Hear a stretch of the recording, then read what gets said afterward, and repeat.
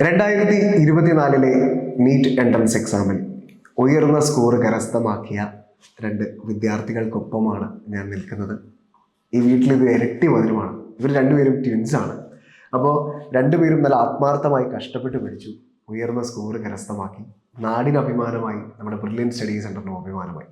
നമുക്കറിയാം, ഈ വർഷം രാജ്യത്തെ ഏറ്റവും മുൻപന്തിയിൽ നിൽക്കുന്ന എൻട്രൻസ് ഇൻസ്റ്റിറ്റ്യൂട്ടുകളിൽ 3-ാം സ്ഥാനം കരസ്ഥമാക്കിയിരിക്കുകയാണ് കേരളവും കോട്ടയം എന്ന് പറയുന്ന ജില്ലയും. അതിലൊക്കെ ഏറ്റവും പ്രധാനികളായിട്ട് നിന്നത് ഈ വിദ്യാർത്ഥികളാണ്. തീർച്ചയായിട്ടും ഇവരുടെ ഒരു കഷ്ടപ്പാടുണ്ട്, ഒരു ഹാർഡ് വർക്ക് ഉണ്ട്. അതിൻ്റെ പിന്നിൽ ഒരുപാട് കാര്യങ്ങൾ അവർക്ക് നമ്മളോട് പങ്കുവെക്കാനുമുണ്ട്. അപ്പോൾ പേരൻസൊക്കെ വളരെ പ്രൗഡായിട്ട്, ഒരുപാട് അഭിമാനത്തോടു കൂടിയിട്ടാണ് നമ്മളോടൊപ്പം ഇന്നിരിക്കുന്നത്. അപ്പോൾ തീർച്ചയായിട്ടും അവർക്കെല്ലാം ഈ മക്കളുടെ കാര്യത്തിൽ അല്ലെങ്കിൽ ഒരുപാട് കാര്യങ്ങൾ നമ്മളോട് പങ്കുവെക്കാറുണ്ട്. അപ്പോൾ തീർച്ചയായിട്ടും നമുക്ക് ആദ്യം മോളോട് തന്നെ ചോദിക്കാം. സാവിത്രി അല്ലേ, മോളെ എത്രയായിരുന്നു മോളെ കരസ്ഥമാക്കിയിരിക്കുന്ന സ്കോർ? 695 എന്ന് പറയുന്ന സ്കോറാണ്. തീർച്ചയായിട്ടും ഒരുപാട് ഹാർഡ് വർക്ക് ചെയ്തിട്ടുണ്ട്. അപ്പോൾ അതിൻ്റെ പിന്നിലുള്ള മോളുടെ ഒരു കഷ്ടപ്പാടൊക്കെ ഒന്ന് പറയാം. അപ്പം ഞാൻ ബ്രില്യൻറ്റ് റെസിഡൻഷ്യൽ പ്രോഗ്രാമിലാണ് ചേർന്നത്. പക്ഷെ സാപ്സ് ആനക്കൽ സ്കൂളിലാണ് പഠിച്ച്, ഒപ്പം ബ്രില്യൻറ്റിലും പഠിച്ചു. അവിടെ ഞങ്ങൾ ഹോസ്റ്റലല്ല ചൂസ് ചെയ്ത, പേരൻസ് അവിടെ ഫ്ലാറ്റ് എടുത്ത് ഞങ്ങളുടെ കൂടെ താമസിക്കുകയായിരുന്നു.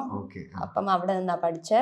പിന്നെ ബ്രില്യൻറ്റ് നമ്മളെ ഒരുപാട് സപ്പോർട്ട് ചെയ്തു 2 വർഷം. ക്ലാസ് ടീച്ചറായ ബിൻ സാറും ഞങ്ങളുടെ കോർഡിനേറ്റർ ജെയിംസ് സാറും എല്ലാവരും ഭയങ്കര സപ്പോർട്ടായിരുന്നു. ഞങ്ങൾക്ക് സ്കൂൾ കഴിഞ്ഞാൽ ഞങ്ങളുടെ സ്കൂളുകാരും ഞങ്ങൾക്ക് ബ്രില്യൻറ്റിനോട് ഫോക്കസ് ചെയ്യാനുള്ള ഒരുപാട് ഹെൽപ്പുകൾ ചെയ്തു തന്നു. അങ്ങനെ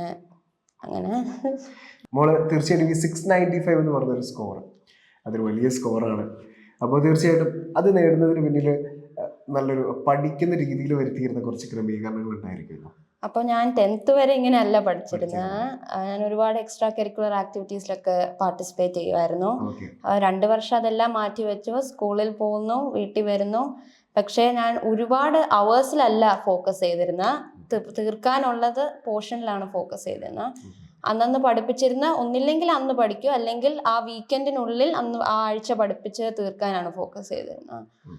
ബ്രില്യൻറ്റിന് തന്ന materials, class note, study package, work book, learning app, ഇതെല്ലാം ഞാൻ യൂസ് ചെയ്തിരുന്നു.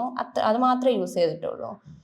ലേണിംഗ് ആപ്പ് ആണെങ്കിൽ നമുക്ക് നമ്മുടെ വേണ്ട രീതിയിൽ കസ്റ്റമൈസ് ചെയ്ത് യൂസ് ചെയ്യാനുള്ള ഓപ്ഷൻസ് ഒക്കെ അതിലുണ്ട്. അത് ഭയങ്കര ഹെൽപ്ഫുൾ ആയിരുന്നു ടൈം ഇംപ്രൂവ് ചെയ്യാനൊക്കെ.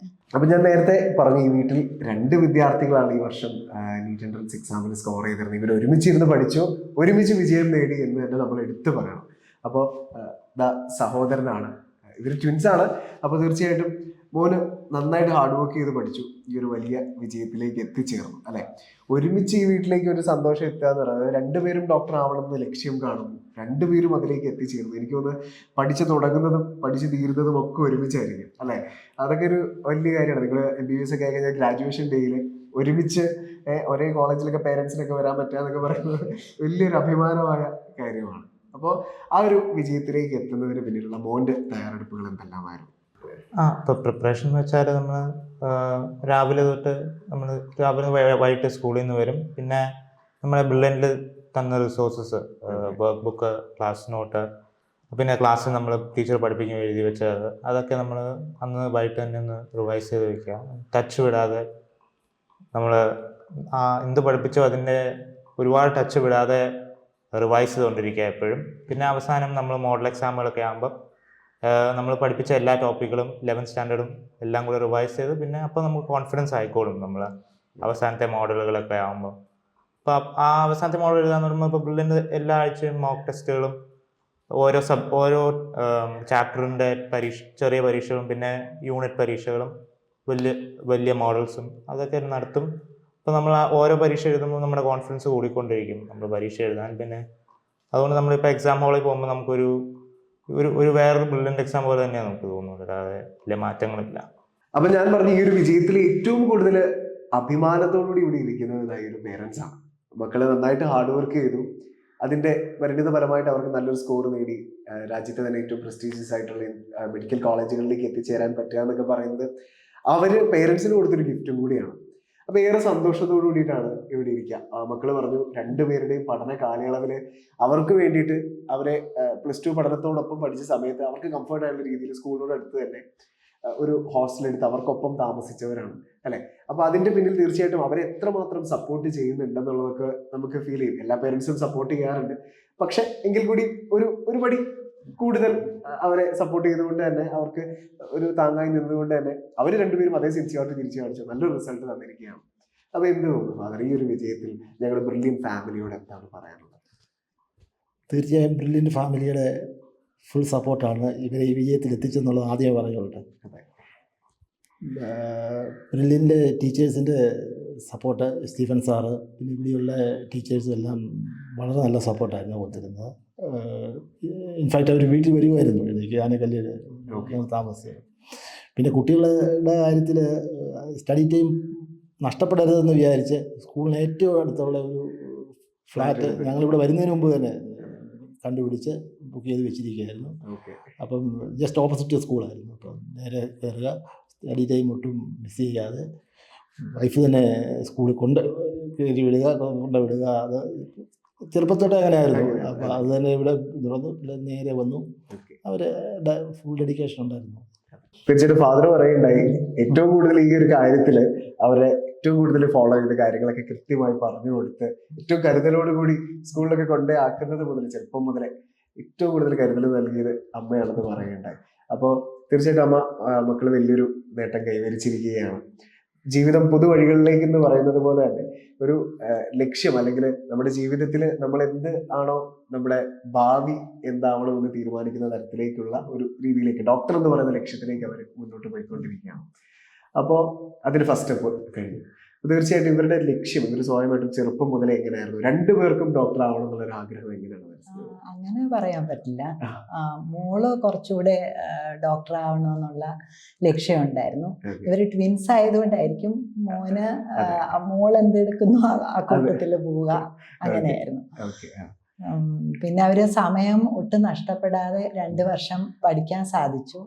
പിന്നെ പ്രധാനമായിട്ട് പറയേണ്ടത്, ഞങ്ങൾക്ക് ബ്രില്യൻറ്റിൽ വന്ന് ജോയിൻ ചെയ്തത് കൊണ്ട് മാത്രമാണ് എൻ്റെ ഈ 2 മക്കൾക്ക് ഈ വിജയം കൈവരിക്കാൻ പറ്റിയത്. അപ്പോൾ എന്ത് ചെയ്യുന്നു ഫാദർ? ഞാൻ ഇപ്പോൾ റിട്ടയർ ചെയ്തിരിക്കുകയാണ്. വിദേശത്തായിരുന്നു, കുവൈറ്റിലായിരുന്നു 22 വർഷത്തെ.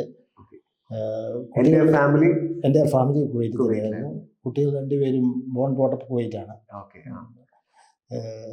ബ്രില്യൻ്റ് ജോയിൻ ചെയ്ത് ആനക്കല്ലിൽ പഠിക്കാൻ വേണ്ടിയാണ് ഇങ്ങോട്ട് വന്നത്. ഓക്കെ. അപ്പോൾ തീർച്ചയായിട്ടും 22 വർഷങ്ങളാണ് നമ്മൾ വിദേശത്തായിരുന്നു. അപ്പോൾ തീർച്ചയായിട്ടും മക്കളുടെ ഒരു വിദ്യാഭ്യാസത്തിന് വേണ്ടി, അല്ലെങ്കിൽ അവരുടെ ലക്ഷ്യത്തിന് വേണ്ടിയിട്ട് നമ്മൾ ബ്രില്യൻ തിരഞ്ഞെടുക്കുന്നുണ്ട്. അപ്പോൾ ആ ഒരു തെരഞ്ഞെടുപ്പ് തീർച്ചയായിട്ടും ഒരു മക്കളുടെ വിജയത്തിലേക്ക് എത്തിച്ചു. അപ്പോൾ ആ ഒരു തെരഞ്ഞെടുപ്പിന് വേണ്ടി ഇപ്പോൾ നമ്മൾ അവിടെ ആയിരുന്ന സമയത്ത് ബ്രില്യനെ കുറിച്ചൊക്കെ എങ്ങനെയാണ് അറിഞ്ഞത്? ബ്രില്യനെ കുറിച്ച് കൂടെ ഉണ്ടായിരുന്ന സുഹൃത്തുക്കളുടെ കുട്ടികൾ പറഞ്ഞു. അവരുടെ കുട്ടികൾ ഒരുപാട് പേര് ആനക്കല്ലിലും പാലായിലും ഒക്കെ ആയിട്ട് പഠിച്ചവരുണ്ട്. അവരിൽ നിന്നൊക്കെ നല്ലൊരു ഫീഡ്ബാക്ക് കിട്ടിയിരുന്നു. ആ കുട്ടികളൊക്കെ വളരെ ഉന്നത പദവിയിൽ നിന്ന് ഡോക്ടർമാരായിട്ട് അല്ലെങ്കിൽ MBBS പഠിച്ചുകൊണ്ടിരിക്കുന്നു. ആ ഒരു ഫീഡ്ബാക്കാണ് ഏറ്റവും കൂടുതൽ ഞങ്ങളെ ഇതിന് പ്രേരിപ്പിച്ചത്. ഈ ഒരു കാര്യങ്ങളെന്ന് പറയാം. ഈ ശിക്കാറ് കോട്ട, അതിന് 3ാമത് കോട്ടയം എന്നുള്ള പേര് കേട്ട വാസ്തവത്തിൽ എനിക്ക് തന്നെ അഭിമാനമാണ് തോന്നിയത്. അത് ഞങ്ങളൊക്കെ ജനിച്ച് വളർന്ന സ്ഥലമാണ് കോട്ടയം.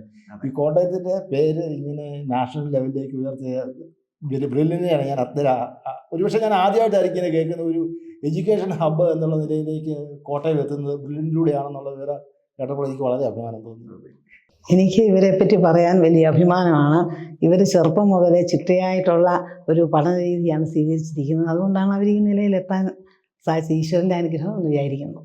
അപ്പോൾ സ്വയസിദ്ധമായ കഴിവുകൾ കൊണ്ട് ആത്മാർത്ഥമായി പഠിച്ച് ഹാർഡ് വർക്കിനൊപ്പം സ്മാർട്ട് വർക്കും കൂടെ ചെയ്തിട്ടാണ് ഈ 2 വിദ്യാർത്ഥികളും നീറ്റ് 2024 ഉയർന്ന സ്കോർ കരസ്ഥമാക്കിയത്. 2025 നീറ്റ് എൻട്രൻസ് എക്സാം എഴുതാൻ പോകുന്ന ഒരുപാട് വിദ്യാർത്ഥികളുണ്ട്. അതുപോലെ തന്നെ 2025 നീറ്റ് എൻട്രൻസ് എക്സാം എഴുതാൻ വേണ്ടിയിട്ട് വിദ്യാർത്ഥികളെ ബ്രില്യൻ്റിലേക്ക് ചേർത്ത് ഒരുപാട് മാതാപിതാക്കളുമുണ്ട്. അപ്പോൾ അവരുടെയൊക്കെ മനസ്സിലൂടെ ഇപ്പോൾ ഒരുപാട് ചോദ്യങ്ങൾ കടന്നു പോകുന്നുണ്ടാവും. തീർച്ചയായിട്ടും ആത്മവിശ്വാസത്തോടെ, ശുഭാപ്തി വിശ്വാസത്തോടു കൂടി പഠിച്ചാൽ 2025 നീറ്റ് എൻട്രൻസ് എക്സാമിനെ നേടിയെടുക്കാൻ സാധിക്കുമെന്നതാണ് ഈ വിദ്യാർത്ഥികൾ 2 പേരും നിങ്ങളോട് പറഞ്ഞു കഴിഞ്ഞു. അപ്പോൾ ഞങ്ങൾ ഇത്രയും നേരം കേട്ടുകൊണ്ടിരുന്ന എല്ലാ പ്രേക്ഷകർക്കും നന്ദി. എൻട്രൻസ് സംബന്ധമായ വാർത്തകളും അപ്ഡേഷനുകളും ഏറ്റവും വേഗം ആധികാരികമായി അറിയാൻ ബ്രില്യൻ സ്റ്റഡി സെന്റർ പാല യൂട്യൂബ് ചാനൽ സബ്സ്ക്രൈബ് ചെയ്യുക, ബെൽ ഐക്കൺ അമർത്തുക. ഈ വീഡിയോ മറ്റ് സുഹൃത്തുക്കളിലേക്കും ഷെയർ ചെയ്ത് നൽകുക.